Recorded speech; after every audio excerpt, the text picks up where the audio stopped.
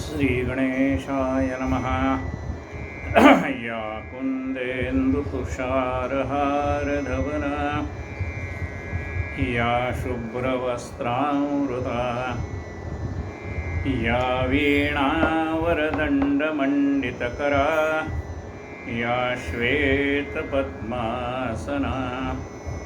या ब्रह्माच्युतशङ्करप्रभृतिभिर्देवैः सदा वन्दिता सा मां पातु सरस्वती भगवती निःशेषदाढ्यापहा। मूकं करोति वाचालं पंगुं लंघयते गिरिं यत्कृपातमहं वन्दे परमानन्दमाधवं। नारायणं नमस्कृत्यं नरं चैव नरोत्तमं देवी सरस्वतीं व्यासं ततो जयमुदीरये। वसुदेवसुतं देवं कंसचाणूरमर्दनं देवकी परमानन्दं कृष्णं वन्दे जगद्गुरुं।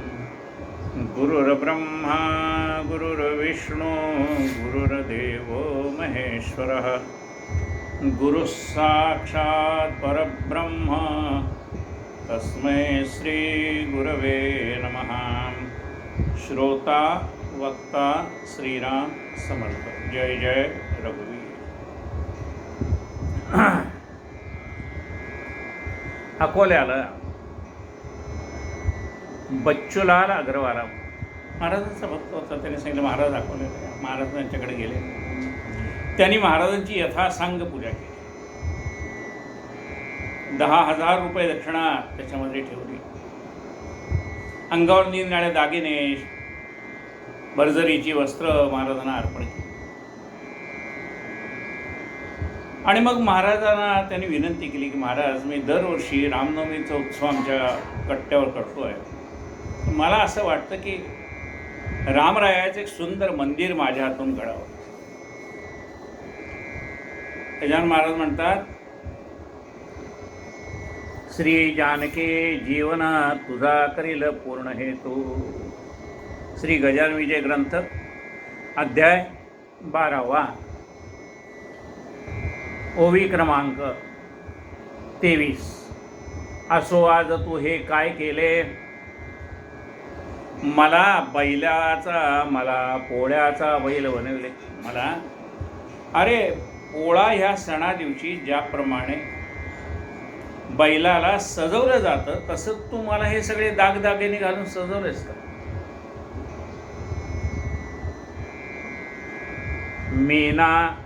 मीन बैल पोळ्याचा अथवा घोडा दसऱ्याचा.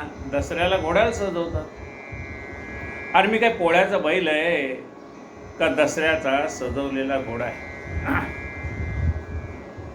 मला या दागदागिन्यांचे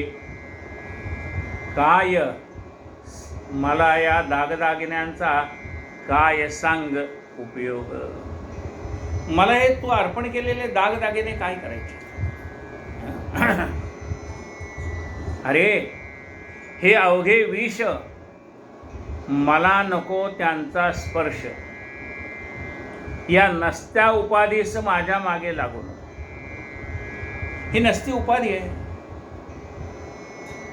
अरे, तू जरी दागिने दिलेस ना तरी ते सांभाळण्यासाठी माझं सगळं लक्ष त्या दागिन्याकडेच राहील. म्हणजे भगवंताकडे लागलेलं सगळं चित्त कशात गुंतेल? त्या दागिन्याचं रक्षण करण्यात गुंतेल. मला काय करायचे दागिने? मला भगवंताचं चिंतन महत्व आहे, दागिन्याचं महत्व नाही आहे. एक कोट्याधीश मनुष्य होता आणि त्याच्या घरामध्ये रस्त्यावरती दगड फोडणारी माणसं होती.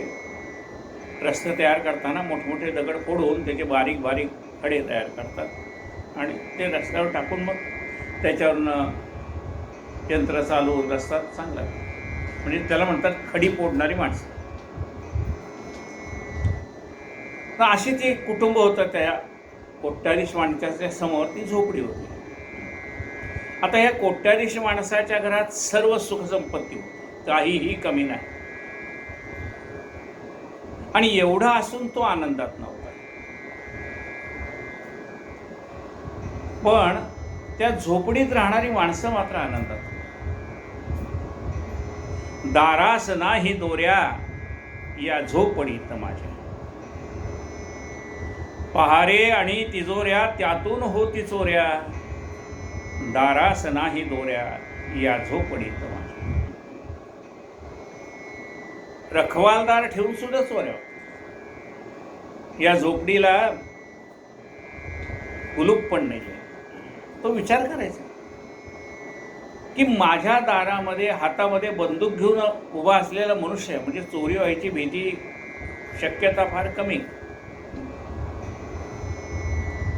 काही पैसे मी लॉकरमध्ये ठेवले, बँकेत ठेवले, एफडीआर केला, एवढं सगळं आहे. पण तरीसुद्धा एवढं कोट्याधीश असून नोकर चाकर सगळं आहे, प्रपंचाचं ऐहिक सुख सगळं मला प्राप्त आहे, पण तरी आनंद नाही. आणि ह्या समोर खडी फोडणाऱ्या माणसाकडे काहीही नाही, झोपडीत राहतो.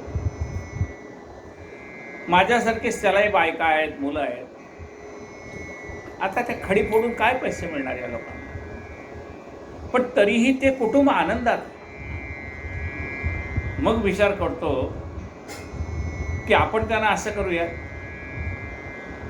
की सुवर्णाच्या मोहरा देऊ. म्हणून तो काय करतो, 99 सुवर्णाच्या मोहरा एका छोट्याशा पिशवीत ठेवतो. ती पिशवी त्यांच्या झोपडीत टाकून देतो. रात्री माणसं घरी येतात, बघतात तर काय 99 सुवर्ण मुद्रा. रात्रभर ते पुन्हा पिशवी खाली करायचे, पुन्हा मोजायचे, पुन्हा खाली करायचे. का 100 असतील, एक कुठे गेली. यामुळे त्यांना रात्रभर बेचैन झाले. आणि पुन्हा आता दुसरी दिवशी कामाला निघाले. त्यावेळेला त्यांना ही आता पिशवी ठेवावी कुठे? आम्ही जर कामाला गेलो तर कोणी चोरून तर नेणार नाही ना, याची भीती राहील. त्यामुळे त्यांचं कामावरचं लक्ष उडालं, खाण्यापिण्यावरचं लक्ष उडालं. आणि आता त्यांनी ठरवलं काहीही करून 1 सुवर्ण मोहरा आपण जमा करायची, मग याच्यात टाकून 100 मोहरा करायची. आता ती सुवर्ण मोहरा म्हणजे ते सुवर्ण मोहरेसाठी लागणारे पैसे आता साठवायला लागले. आता साठवायचे म्हणजे काय करावं लागलं की त्यांना मुळात हातावरचंच पोट होतं, त्यातून 2 पैसे बाजूला टाकणं कठीण होतं. मग ते काय करायला लागले, पोटाला मारायला लागले. कमी खायचं, आपल्या हाऊसमौज मारायचं, असं करत करत करत आणि मग प्रपंचामध्ये वादावादी सुरू झाली, भांडणं सुरू झाली. मला एवढंच का, मला तेवढंच का.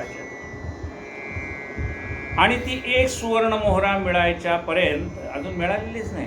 तोपर्यंत घर सगळं वादावादीने भांडणाने भरून गेलं. आणि मग तो कोट्याधीश त्यांच्याजवळ आला आणि त्याला सांगितलं, का रे बाबा, काय एवढी भांडणं झाली? इथपर्यंत तुमच्या इतके दिवस मी तुमच्या समोरच राहतो, तेही याला ओळखत होते, हा त्यांना ओळखत होता. का इतके दिवस तुमचं घर आनंदात होतं आणि आता का? मी तर तुम्हाला 99 सुवर्ण मोहरा तुमच्या ह्याच्यात टाकल्या होत्या की तुमचं जीवन आनंदात राहावं म्हणून. त्यांनीच घात केला म्हणाले. त्या 99 सुवर्ण मोहऱ्याने आमचा घात केला. काय घात केला? आमच्या घरातलं सगळं सौख्यच ती 1 सुवर्ण मोहरा घेऊन गेली. का? आमचं चित्त जे आमच्या कामावर होतं, जेवताना आम्ही गप्पा मारत जेवत होतो, शिडी भाकरी का असं ना, पण ती गोड मानून खात होतो. आता हा 1 सुवर्ण मोहरा जमा करण्यासाठी आमच्या घरातलं सगळं सौख्य निघून गेलं. जसं महाराज म्हणतात, अरे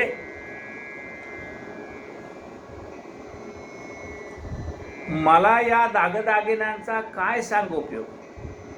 अरे हे अवघे विष मला नको, त्याचा स्पर्श या नसत्या उपाधीस माझ्या मागे लागून हे असली उपाधी मला नको.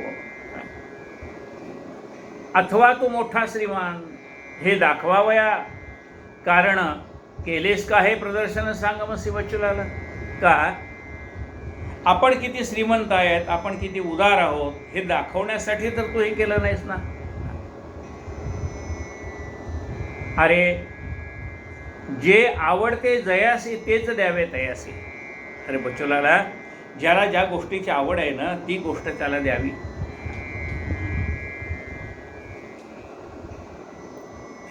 मी वेडा पिसा संन्यासी नागवा फिरतो गावभर. अरे मला काय आवडतंय, मला दागदागिन्याची हौस नाही. भाव भक्ती नाण्यावरी संतुष्ट मी राहत असे. अरे मला फक्त शुद्ध भाव पाहिजे, मला बाकीच्या गोष्टीची काय आवश्यकता आहे. हे अवघे तुझे तुला लखला वासो बच्चूलाला. तुम्हा प्रापंचिकाला या द्रव्याची जरूर असेल. तुम्ही प्रापंचिक माणसं आहेत, तुम्हाला द्रव्याची जरूर आहे. उद्या हे मंदिर बांधायचं म्हटलं तरी तुम्हाला पैसे पाहिजे, बरोबर आहे. हे सगळं तुमचं तुम्हाला घेऊन टाका. काही घेतलं का महाराजांनी त्यातलं एक तरी दागिना बरोबर नेला? हे सगळं तुम्हाला घेऊन टाका. काय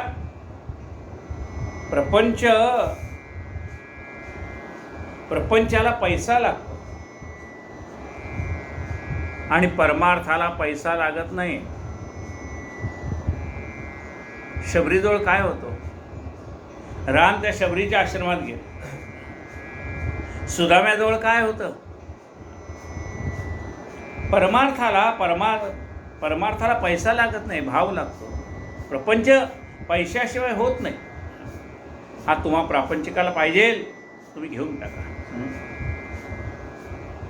माझा यजमान भीमा तटी उभा विटेशी जगदेठी. तो काय माझ्यासाठी हे वैभव द्याया तयार नसे.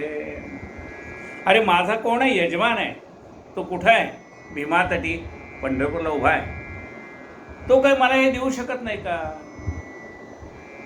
मी जर मागितलं तर हे सगळं ऐश्वर्य तो मला देईल. तो समर्थ आहे.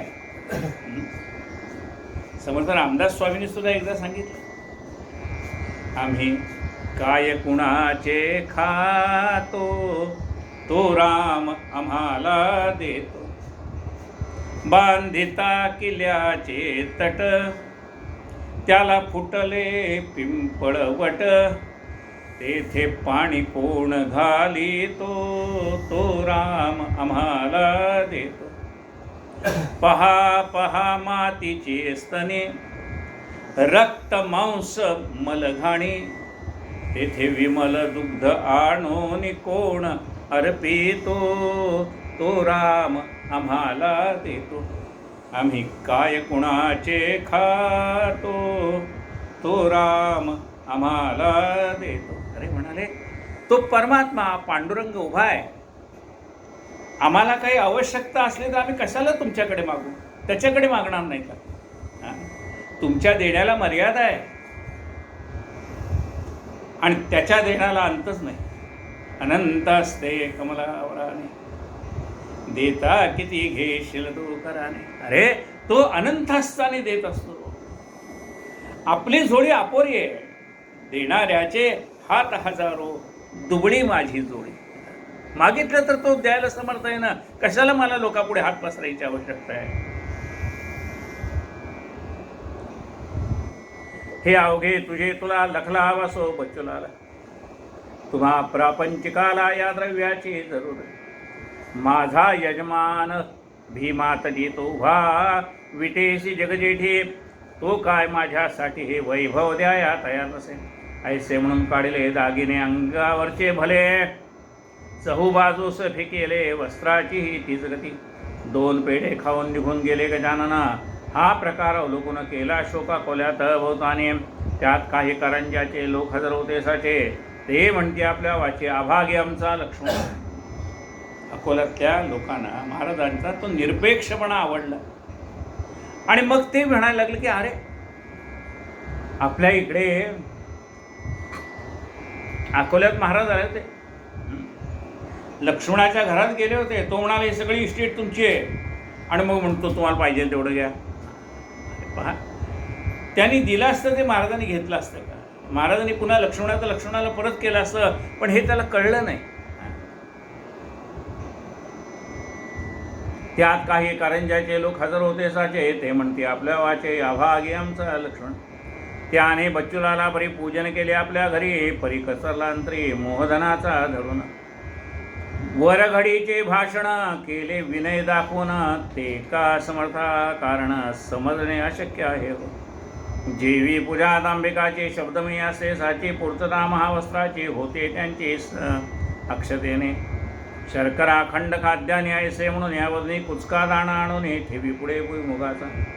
अशा दांभिक पूजनाचे फलही त्याच स्वरूपाचे वाटोळे लक्ष्मणाचे याच कृतीने झाले होते. दांभिक पूजनाचं फळ तसंच मिळतं म्हणाले. भाव शुद्ध असला तर परमात्मा कृपा करतो. हा बच्चूलाल धन्य धन्य जैसे केले भाषण, तैसे ठेवले वर्तना जवाहून आगळे. आता याच्या वैभवाला ओहोठाना शब्द उरला, संत कृपा झाली झाला तो सुखीच राहिला. आता म्हणाले भगवंताची, गजानन महाराजांची त्या बच्चूलालावर कृपा झाली, आणि ज्यांच्यावरती भगवंताची कृपा होती त्याला ओहोटी लागत नाही. समुद्राला कशी असते, भरती असते आणि ओहोटी असते. संत कृपा झाल्यानंतर ओहोटी नाहीच, कायम भरतीच.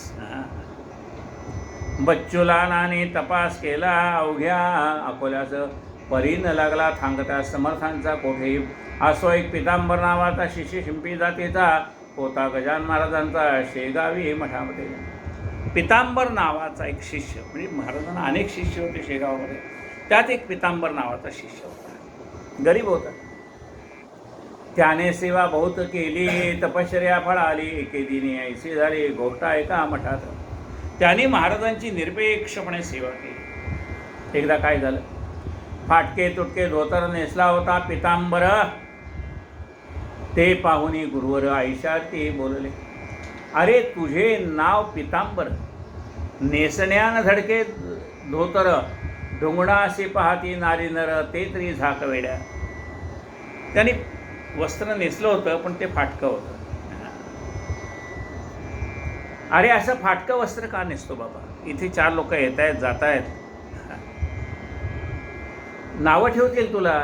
बघा, आपल्या मुलाला नाव ठेवलेलं आपल्या आईवडिलाला आवडत नाही, तसं त्या महाराजांना असं वाटलं की ह्या पितांबराला कोणी नावं ठेवू नये. अरे तुझे नाव पितांबर, नेसण्यान धडके धोतर, ढुंगणास पाहती नारी नर, ते तरी झाक वेडे. नाव म्हणे सोनूबाई, हाती कसलाचाही वाळा नाही, नाव पाहता गंगाबाई आणि तडफडे ताने. तशातलाच प्रकार आहे तुझा साचार, हे फाटके धोतर पोतेऱ्याच्या उपयोगी. तेच नेसून बैससी ढुंगण जगाला राहावीसी, हागे दुपेटा देतोसे नेसावया कारणे. तो न करता अनुमान राहे बाळा नेसून, यासी नको सोडू जाण कोणी काही केले. महाराजांनी त्यांना भक्तांनी अर्पण केलेले दुपट्टा आहे तो त्याने अंगावर पांघरला आणि सांगितलं, बघ कोणी काही म्हणलं ना तरी तू हा आता अंगावरनं काढायचा नाही. तो न करता अनुमान राहे बाळा नेसून, यासी नको सोडू जाण कोणी काही केले तरी. पितांबर दुपेटा नेसला हे असह्य झाले इतराला, भाऊच घातकी भावाला होतो स्वार्थ दुःखीने. आपण सगळेच जण सेवा करतो आणि महाराजांची कृपा फक्त म्हणाले त्या भास्करावर आणि ह्या पितांबरावरती. 2-4 भक्त होते त्यांच्यावर महाराजांची पूर्ण कृपा होती, बाकी असंख्य भक्त होतेच महाराजांची सेवा करत होते, पण त्यांच्यावरती महाराजांची कृपा नव्हती. त्यामुळे त्यांना असं वाटायचं की हा बंकटला नाही, याच्यावर महाराजांची एवढी कृपा का, आम्ही पण सेवाच करतो ना. तो वेडा वाकडा प्रकार कशास बोलू साचार, गटाराचे उघडता द्वार घाण मात्र सुटते हो. ही भाऊबंदी, हा द्वेष मत्सर तिथे जाल तिथे असतो. पण म्हणाले कशाला मी सांगू, गटारीचं झाड उघडलं ना, गटारीचं झाकण, तर घाणच येणार. गटारीचं झाकण उघडायच्या ऐवजी अत्तराच्या कुपीचं झाकण उघडावं, म्हणजे सर्वत्र सुगंध पसरतो. म्हणाले जाऊ दे, या विषयावर जास्ती बोलण्यात अर्थ नाही.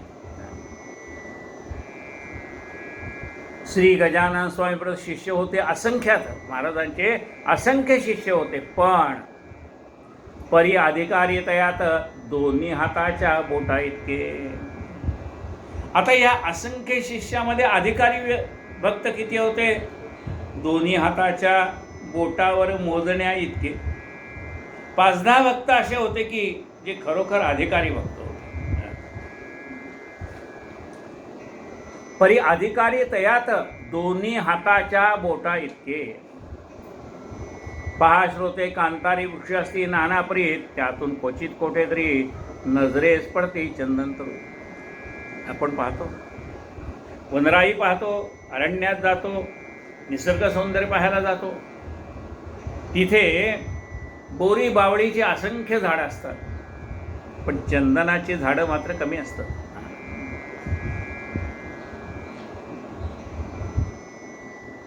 त्यातून कोठेतरी नजरेस पडती चंदन तरू. तयापरीत होते तेथे त्यांच्या शिष्यमंडळी ते काही शिष्य पितांबराचे टोचू लागले निरसक. त्यातले काही भक्त पितांबराला त्रास द्यायला लागले. हेच का तुझे शिष्य म्हणा वस्त्र करसी परिधान, जे का समर्था कारण ल्यावयाच्या उपयोगी. अरे, हे तुझ्या अंगावर जे वस्त्र आहे ना, ते खरं म्हणजे महाराजांनी परिधान करावं असं अत्यंत भारी वस्त्र भक्तांनी त्यांना दिलेलं आहे. ते महाराजांनी परिधान करायचं सोडून तू परिधान करतोयस. तुझी भक्ती कळून आली, तू खुशाल चंदासीमुळे तू राहू नकोय स्थळी अपमान करण्यास सद्गुरूचा. खुशालचंद आहे, खायला सोकलेला आहे म्हणाले, तिथे राहू नकोस, महाराजांना कमीपणा आणतोस तू. ते पितांबर म्हणाला, मी ना गुरुचा अपमान केला, उलट मान ठेवला आज्ञा ऐकून तयाची.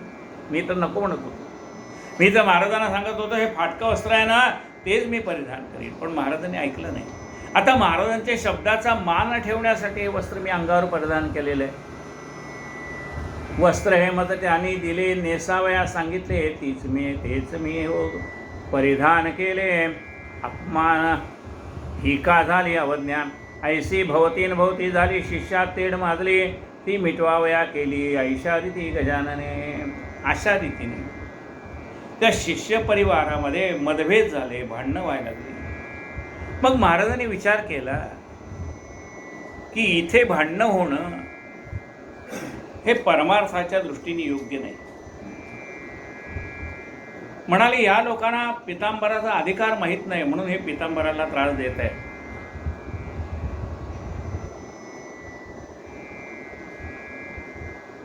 पितांबरास म्हणती, गुरुवर तू येथून जावे दूर, जाणते मूल झाल्यावर आई त्याला दूर ठेवी. पितांबरा, अरे रोजची इथं भांडणं होण्यापेक्षा तू बाळा थोडं लांब जा.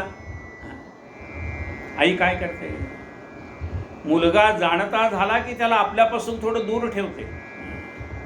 बाळ, यांच्या नादी लागू नकोस, तू इथून थोडं दूर जा. माझी कृपा आहे खरी, हे पितांबरा तुझोरी. म्हणले, पितांबरा, अरे तू कुठेही असलास तरी माझी तुझ्यावर कृपा आहे. घार हिंडते आकाशी, तिचे चित्त पिल्लापाशी. अरे, घार जरी आकाशात हिंडत असली तर तिचं सगळं लक्ष आपल्या पिल्लाकडे असतं. पितांबरा, अरे माझं सगळं लक्ष तुझ्याकडे.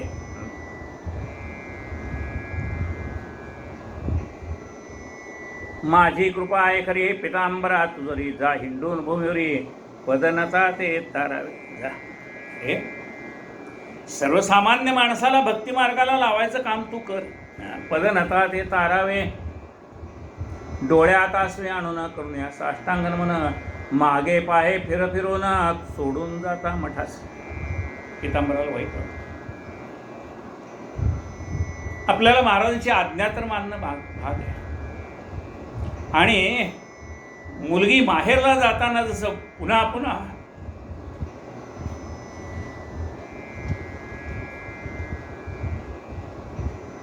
मागे वळून पाहते,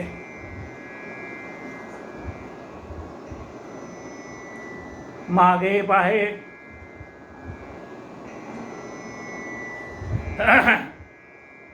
फिरून सोडून जाता मठास. पितांबराला तो मठ सोडून जाताना काही आनंद वाटत नव्हता, पण महाराजांची आज्ञा.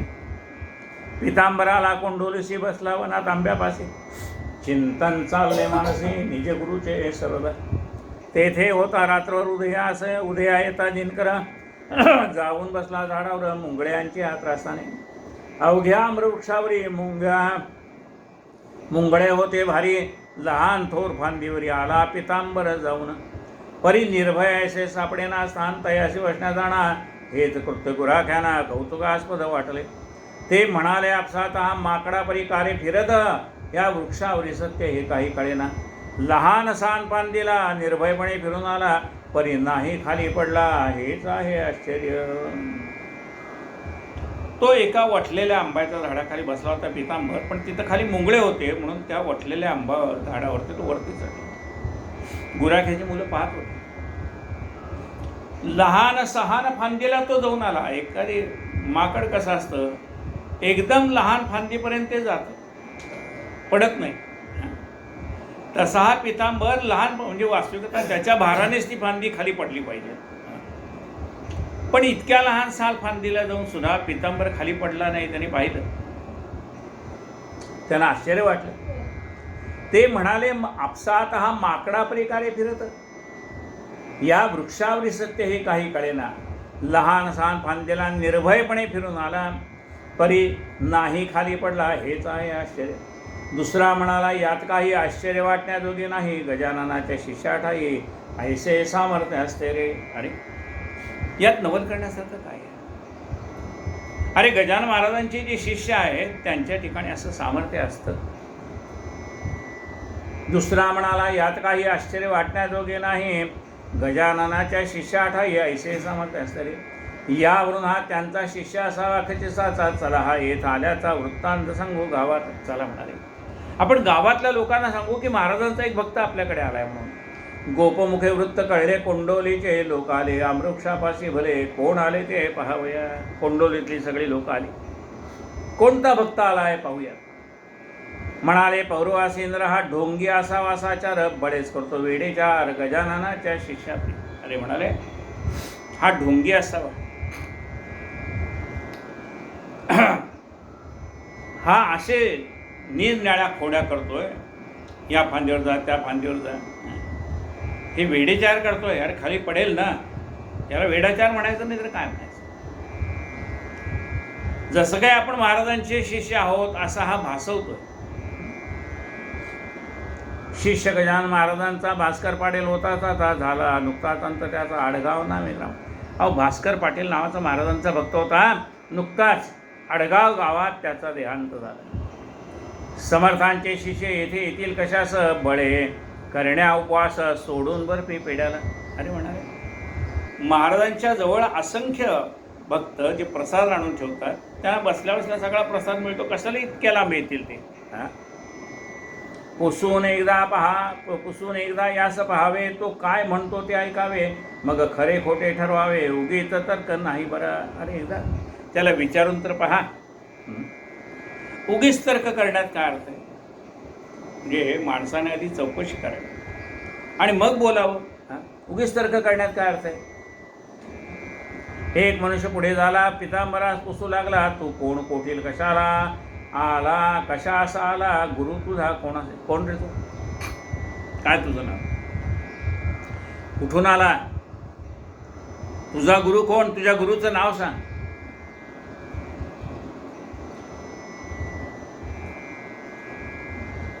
पितांबर बोले त्यावर मी शेगावचा राहणार, मी शिंपी पितांबर शिष्य गजानन स्वामी महाराज. मी पितांबर शिंपी असं माझं नाव आहे आणि मी गजानन महाराजांचा भक्त आहे, शिष्य आहे त्यांचा. त्यांची आज्ञा मग लागून करण्यात झाली पर्यटन, म्हणून येथे येऊन वृक्षापाशी बसलो. महाराजांनी मला सांगितलं जा आता जनाचा उद्धार करायला, म्हणून इथे येऊन बसलो. तो आंब्याच्या मुळाशी मुंगळे होते ओसे, म्हणून बसलो फांदीशी वृक्षावरी जाऊन. ऐसे ऐकता तद्भाषण लोक कोपले दारुण, अरे मोठ्याचे नाव सांगून चेष्टा ऐशा करू नको. अरे मोठ्याचं नाव सांगू नकोस. काय तर म्हणाले गजानन महाराजांचा शिष्य, अरे मोठ्या लोकांचं नाव घेऊ नकोस, त्यांना कमीपणा आणतोस तू.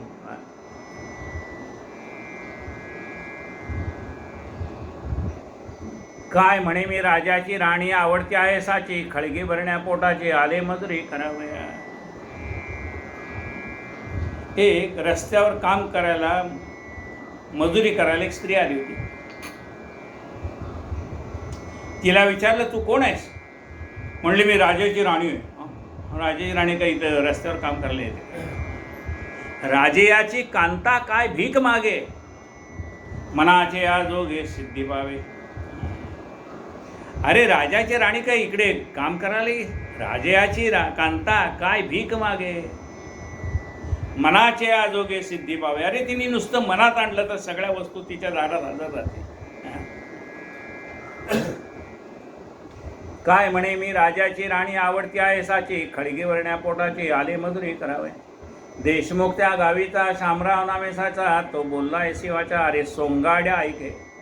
त्या गावचा शामराव देशमुख म्हणून त्याने विचारलं, सोंगाड्या मी सांगतो ते तो ऐक.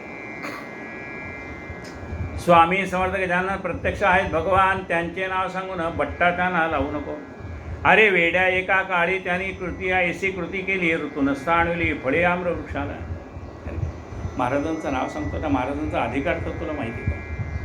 अरे एकदा आंब्याचा ऋतू नसताना, आंबे कधी येणार? चैत्र वैशाख वसंत ऋतू. त्या वेळेला आमरस असतो, मे महिन्यात आंबे येतात. पण ऋतू नसताना आंबे आणले कोणी? महाराजांनी. झाडाला, आम्रवृक्षाला ऋतू नसताना फळं आणली. तू निदान पानं तर आणून दाखव. आणि त्यातनं हा वटलेला वृक्ष आहे, याला नुसती तू पानं आणून दाखवलीस तरी आम्ही मानू की तू गजानन महाराजांचा शिष्य आहे. त्याने फळे आणविली, तू नुसती पाने आण भले, नाही तरी असली तुझी न धडगत लागेल, तुझी न धडगत लागेल. हा बळीराम पाटलाचा वृक्ष वटलेला आंब्याचा, तो पर्णयुक्त करीसाचा आमच्या आधी काही काळी. अरे हा बळीराम पाटलाचा, हे झाड पटलेला वृक्ष बळीराम पाटलाचा, त्याला तू पानं आणून दाखव. हा एसेन जरी करशील तरी मार खाशील, खरा असल्या उरशील वंद्यामा कारणे. अरे तू जर खरोखर महाराजांचा भक्त असशील तर आम्ही तुझ्या पाया पडू. आणि जर का तू ह्या झाडाला पानं आणली नाहीस तर आमचा मार खावा लागेल. काके शिष्य सद्गुरूचे, काही अंशी निक्तिसाचे, बापा त्यांच्याच तोडीचे, हा आहे न्याय. काही ठिकाणी शिष्य त्यांच्या तोडीचे निघतात. आपणासारखे करती तात्काळ, नाही काळ वेळ जगता आला. ते आपल्या शिष्याला आपल्यासारखा अधिकारी बनवतात. मच्छिंद्राने गोरक्षनाथा आपल्यासारखा तयार केला, गोरक्षनाथाने गहिनीनाथांना आपल्यासारखा तयार केला, गहिनीनाथांनी निवृत्तीनाथांना आपल्यासारखा तयार केलं, निवृत्तीनाथांनी माऊलीला आपल्यासारखं तयार केलं. ते आपल्यासारखे तयार करतात, आपल्यासारखे अधिकारी बनवतात. पण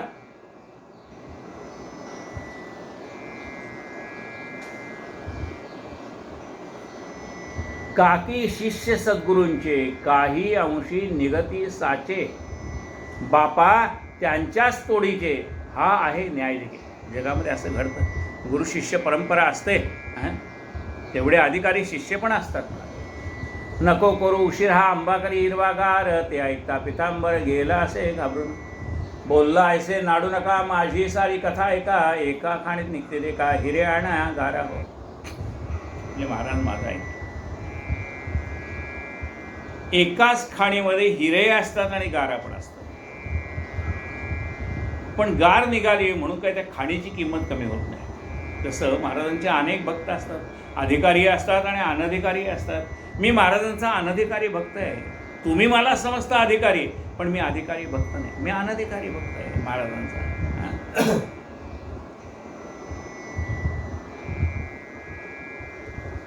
तैसाच मी गारपरी गजान शिष्याभित्री, बोललो नाही वैखरी यत्किंची येत खोटे हो. गारेवरून खाणेसे येत नाही जगी दोष, मी निजगुरूच्या नावास चोरून कैसे ठेवावे. शामराव म्हणे त्यावर, नको करू चरचर, संकट पडता शिष्यावर, तो संकट शिष्यास पडता तो रथ, ते धावा करते सद्गुरू. अरे आम्हाला माहिती आहे, शिष्याला जर संकट पडलं तर ते आपल्या गुरुचा धावा करतात. आणि गुरु आपल्या शिष्याची आबरू राखण्यासाठी त्या संकटात त्याला मदत करतात. मग तो शिष्य त्यांचा जरी नसला कृतीने अधिकारी, तरी सद्गुरूचा प्रभाव करी साह्य त्या आपल्या शिष्यास. जरी तो अनधिकारी असला तरी गुरु म्हणतात आपलाच आहे ना, त्याच्यावर कृपा करायला पाहिजे. ऐशी झाले आडवी हेर पितांबर अशी साचार झाला विचारा चिंता तुर काही न सुचत असे. त्या वटलेल्या झाडाशी मिळाले अवघे पौरवासी काय होते ते पहावयासी मुले बायका समेत. त्या वटलेल्या झाडाजवळ त्या नगरात राहणारे सगळे लोक, त्या गावात राहणारे सगळे लोक तो कौतुक सोहळा पाहायला जमले. निरुपाय होऊन अखेर पितांबराने जोडले कर स्तवन मांडले सापार आपल्या सद्गुरू रायाचे. कुठेही काही म्हणणं ना की लोकांची गर्दी असतेच. एकदा एके ठिकाणी आग लागली होती आणि ही गर्दी कशाला म्हणले, आग पाहायला. म्हणले कुठे चालला हो, म्हणले आग पाहायला. अरे आग पाहायला जायचं का विझवायला जायचं? आग विझवायला जायला पाहिजे, त्याला मदत करायला पाहिजे. पण कुठं गर्दी म्हणले की झाले लोक धावत सुटले, आले सगळे पाहायला. पाहून म्हणले काय करतो हा पितांबर शिष्य. त्या वटलेल्या झाडापाशी मिळाले अवघे पौरवासी काय होते ते पहावयासी मुले बायका समेत. निरुपाय होऊन अखेर पितांबराने जोडले कर स्तवन मांडले अपार आपल्या सद्गुरू रायाचे. त्या सद्गुरूचं स्तवन मांडलं त्याने, प्रार्थना केली महाराजांना. हे स्वामी समर्थ गजानना ज्ञानांबरीच्या नारायणा बदनताच्या रक्षणात धाव आता एक काळी. महाराज मी अनधिकारी पण आपण माझ्यावर कृपा करा. माझ्यामुळे दोष तुला येऊ पाहतो भक्तपाला. महाराज माझ्यामुळे तुम्हाला कमीपणा येण्याची वेळ आलेली आहे. भक्तपाला आपल्या ब्रीतासाठी पाला आणि वृक्षाशी. तुझं भक्तवत्सल हे नाव खरं करण्यासाठी या वटलेल्या वृक्षाला पालवी आण.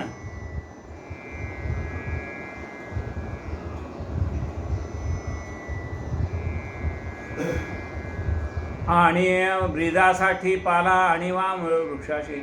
माझी भिस्त तुझ्यावरी पाव माते झळ लवकरी. नात्री आली पाळी खरी मजला येथे मरण्याची. जर या झाडाला तू पालवी फोडली नाहीस तर हे लोक मला जिवंत मारतील, ठार मारतील. काय भरोसा. काय असतं की मॉब सायकॉलॉजी वेगळी असते. एकदम आलेल्या गर्दीला नियंत्रण करणं पोलिसांनी कठीण होतं. त्याला म्हणतात मॉब सायकॉलॉजी. गर्दी पुढे कुणाचं काही चालत नाही. मग त्याने विचार केला की ही माणसं जर चिडली तर काय करतील भरोसा नाही. नातरी आली पाळी खरी मजला येथे मरण्याची. प्रल्हाद खरा करण्याला स्तंभी नरहरी प्रगटला. जनी चढता सुळाला त्याचे पाणी झाले. प्रल्हाद भक्ताचा शब्द खरा करण्यासाठी भगवंताला नरसिंह रूप घ्यावं लागलं. एकदा जनाबाई जळत जळत होत. पांडुरंग गेले जनाबाईकडे. जनी संगे दळण दळी तो घेऊन काम बळीला.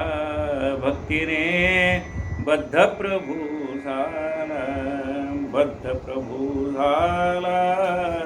भक्तीने बद्ध प्रभू झाला. त्या ठिकाणी परमात्मा आपल्या अंगावरची कांबळी तिथंच विसरला आणि परत आला. कारण काकड्याची वेळ झाली म्हणून भगवंत परत आले. बघतात तर त्यांची कांबळी तिथे. भक्त पाहतात रात्रीच अंगावर घातली, सकाळी कुठे गेली. शोधाशोध झाली. कुठं आहे म्हणाले, ती जनाबाईकडे सापडली. जनाबाईला सुळावर जायचं ठरवलं. जनाबाई निश्चिंत होती. आपली सगळी काळजी भगवंतावर सोडलेली. जेव्हा तिला ती सुळी द्यायला निघालं ना त्यावेळेला त्या सुळाचं पाणी झालं. जनी चढता सुळाशी त्याचे पाणी झाले. जनीचा भार देवावर माझा आहे तुझोर. जनीने आपला सगळा भार देवावर टाकला. टाकून या भार राहिलो निवांत. असा सगळा भार तिने त्याच्यावर टाकला होता. देवा माझा सगळा भार तुझ्यावर आहे. देव संत देवातंत्र मुळीच नाही राहिले. देवतेचे असती संत, संततेचे देव साक्षात. देव आणि संत याच्यामध्ये फरक नाही. देव आणि भक्त, देव आणि भक्त दुजा नाही विचार. देवतेचे असती संत, संततेचे देव साक्षात. मला लोक म्हणतात शिष्य गजाननाचा, माझे काही महत्त्व नाही, ते अवघे तुझ्या ठाई, पुष्पामुळे किंमत येई जगी सूत्रा कारण. देवा माझं काही महत्त्व नाही, महत्त्व तुझं आहे, तुझ्या नावाचं महत्त्व आहे, गुरुकृपेचं महत्त्व आहे. अरे एखादा मनुष्य भगवंताच्या दरबारात गेला, म्हणजे मंदिरात गेला, आणि त्याने जर त्या पूजाला सांगितलं की हा दोरा आहे, कच्चा दोरा, तो तुम्ही भगवंताच्या गळ्यात घाला, तर पुजारी म्हणेल तुला काय कळतं का देवाच्या गळ्यात काय घालावं ते? असं साधा दोरा घालतात का म्हणाला. बरं म्हणाला. तो परत आला आणि त्या दोऱ्यामध्ये त्यांनी फुलं गुंफली, हार तयार केला आणि हार घेऊन गेला पुजाऱ्याकडे. म्हणले हा भगवंताला अर्पण करा. हो म्हणले घालतो. पुष्पामुळे किंमती जगी सूत्रा कारणे. त्या फुलाच्या संगतीत गेल्यामुळे तो दोरा सुद्धा भगवंताच्या गळ्यामध्ये आरूढ झाला. एरवी त्या दोरा घाल म्हणलं तर घातला होता का पुजाऱ्याने? घातला नव्हता. पण फुलाच्या संगतीमध्ये तो आला, हाराच्या संगतीत तो आला आणि मग भगवंताच्या गळ्यात विराजमान झाला. पुष्पामुळे किंमती जगी सूत्र म्हणजे दोरा. जगी सूत्र कारणे तू पुष्प मी आहे सूत, तू कस्तुरी मी व्याते सत्य. तुझ्यामुळे आले इथ संकटे माझ्यावरी, आता न माझा अंत पाही गुरुराया धाव घे. या वठलेल्या वृक्षाठाई आणि पर्णे कोमल, लोकास म्हणे पितांबर करा सद्गुरूचा नाम गजर. जय जय गजान साधूवर शेगाव सावलिया. पितांबरा सगळ्यांना विनंती केली म्हणजे गजानन महाराजांच्या नामाचा जयघोष करा. अनंत कोटी ब्रह्मांड नायक महाराजाधिराज योगीराज परब्रह्म सच्चिदानंद भक्त प्रतिपालक शेगाव निवासी समर्थ सद्गुरु श्री गजानन महाराज की जय. असा सगळ्यांनी जयघोष केल्याबरोबर काय झालं? लोक अवघे गजर करते, तो पालवी फुटली वृक्षाप्रती. जननयनी पाहते त्या आघात कौतुकाला. कोणी म्हणते असेल स्वप्न जे पडले आपणा लागुना. पहा चिमटा घेऊन आपल्या कराने, चिमटे घेऊन पाहते तो निमाली स्वप्नभ्रांती. यावरी कोणी ऐसे म्हणते की नजरबंदी असेल. गारवड्याच्या खेळात वाद्या होती सर्पसत्य. खापऱ्या असून दृष्टीप्रत त्याचे रूपे दिसते गे. तोही भ्रम निघाला तोडून पाहता परणाला. फांदी वाटेतात काळाला, चीक शुभ्रसा बाहेर. खरोखर पानं आली झाडाला. लोकांना आश्चर्य वाटलं. नाही म्हणली कदाचित ही नजरबंदी असेल. जसा जादूगार आपल्याला नजरबंदी टाकतो आणि मग दोरीचाच आपल्याला सर्प भासतो, किंवा त्यांनी खापर जरी आपल्या पुढे आणले तर आपल्याला वाटतं त्याच्या हातात रुपये. मग त्यांनी एक फांदी तोडून पाहिली, त्याच्यातनं चीक बाहेर पडला आणि मग म्हणाल नाही खरंच आहे, खरंच या वठलेल्या झाडाला यांनी पालवी आणली.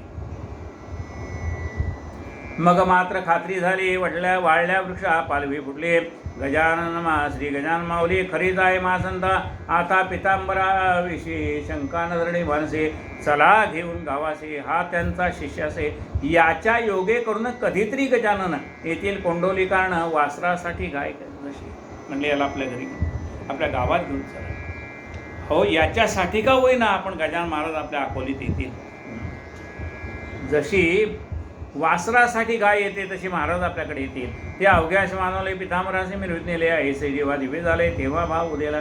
जैसा समर्थाने आपला शिष्य डोंगा विपाठवला. कल्याण नामे करून झाला कल्याण करण्या जगाचे.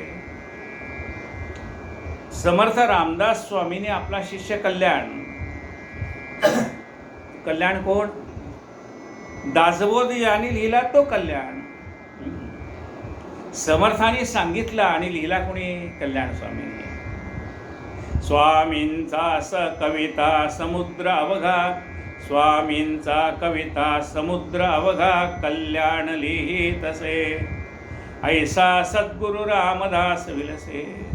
जो निस्पृहाचा स्वामींचा कविता समुद्र अवघा कल्याण लिहित असे. स्वामींचा कविता समुद्र लिहिणारा कोण? कल्याण. रामदास स्वामींनी त्याला आपल्याजवळ ठेवलं नाही. शिष्य अधिकारी झाला पाहिला आणि त्याला सांगितलं तर तू डोंगावला जा आणि तिकडे या रामनामाचा प्रसार कर.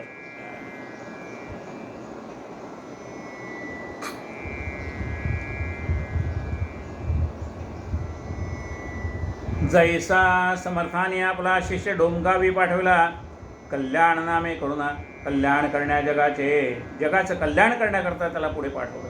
तैसेच केले गुरुवरेसी. म्हणून कल्याण स्वामी एकदा सज्जनगड उतरून खाली आले तर पुन्हा गडावर चढले नाहीत. सज्जनगडला गेले तर गडावर चढायचं नाही, लांबूनच गडाचं दर्शन घ्यायचं. बघा का, संपूर्ण गड म्हणजे माझी गुरुमाऊली हा त्यांचा भाव होता.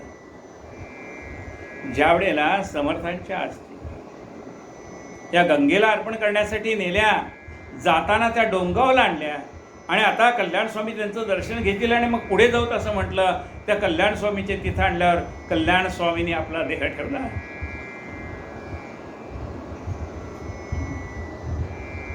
आणि गुरु आणि शिष्याच्या असते एकदमच.